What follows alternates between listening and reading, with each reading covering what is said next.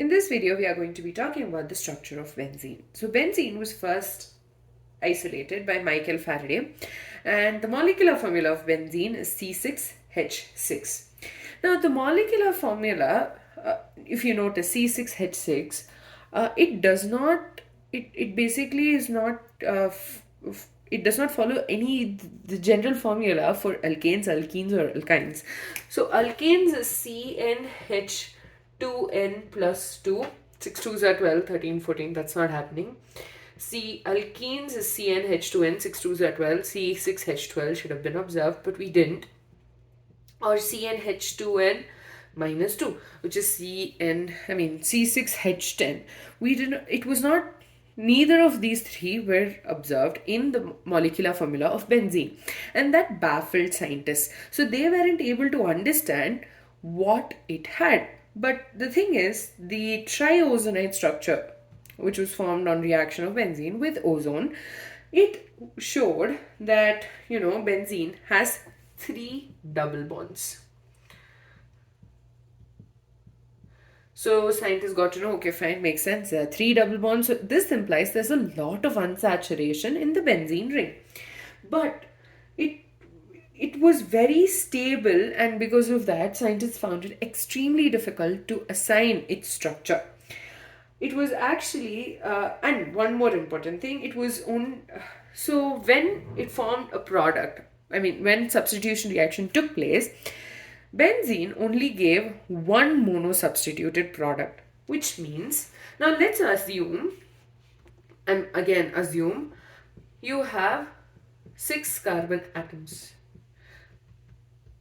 So you have 6 carbon atoms. I'm not filling in the hydrogens or the double bonds or triple bonds. Let's assume you have 6 carbon atoms and it's a straight chain. Now, when this particular chain will undergo substitution, okay, you can get a product over here with this carbon, or a product with this carbon, or this one. And then 1, 2, 3 is going to be the repeat of 1, 2, 3. So there is some amount of difference. But in benzene, when it underwent a substitution reaction, what they noticed was, they noticed that they got only one monosubstituted product.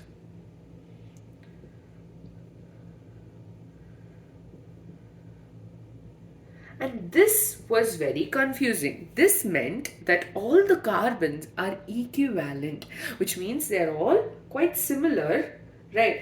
And so they are equivalent in nature, or identical rather. I would prefer to use the word identical. So this meant all the carbons and the hydrogen atoms in the benzene ring is identical.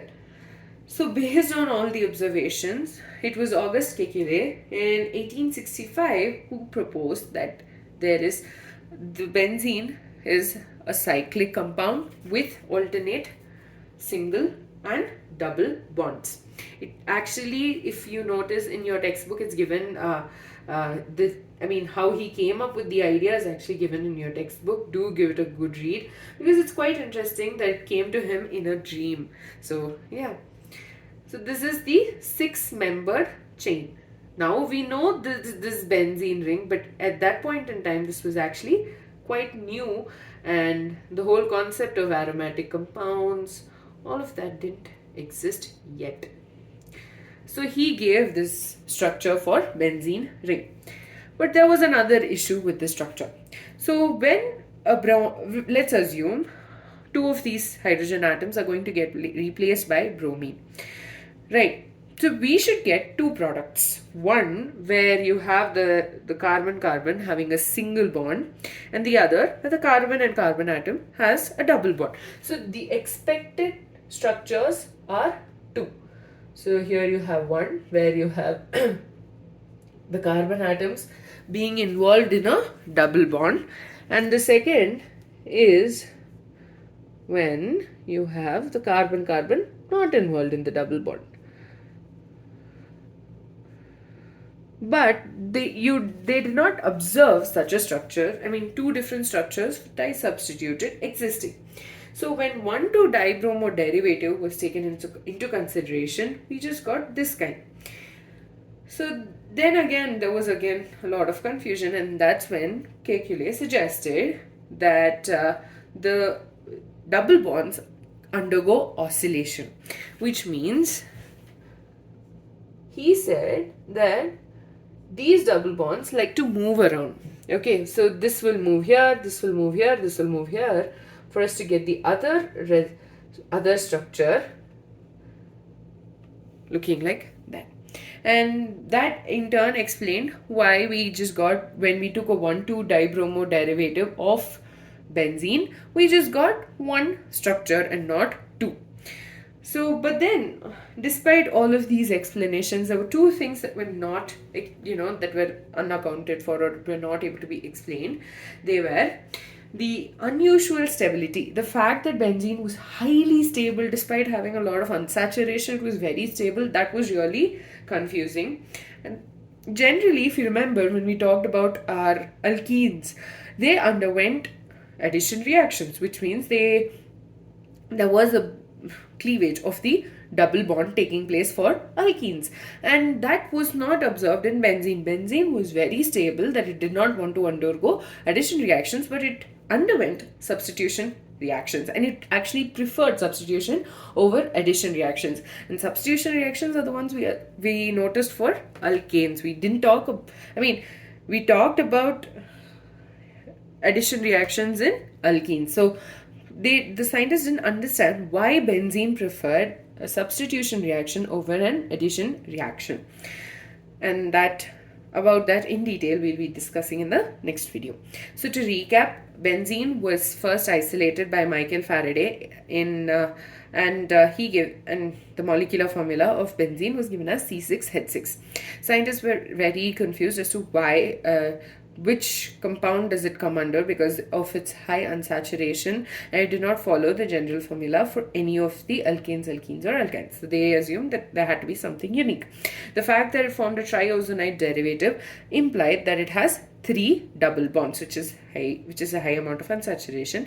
Not only that, all the carbon atoms in a benzene ring seem to be identical.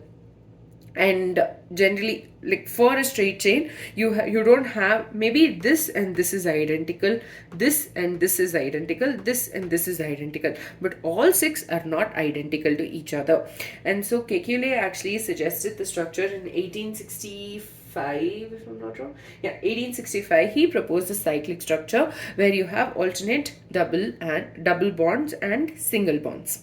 Not only that, when the 1,2-dibromobenzene was considered, it was expected for it to have 2 structures. One where both the bromine atoms are bound to double bonded carbon atom, whereas the other where both of them are bound to, like where there you have single bond there is no double bond between the two carbon atom. But they observed that there was only one kind of derivative formed, and so this implied that, there was again a question as to what was happening over there, and Kekule he suggested that these bonds are in constant oscillation, which means they moved around, and that in turn gave us 2 of these structures. Okay. But all of this did not explain 2 things. One is the unusual stability of the benzene ring, and secondly, why it preferred substitution reactions over addition reactions. We'll be discussing all of that in the next video.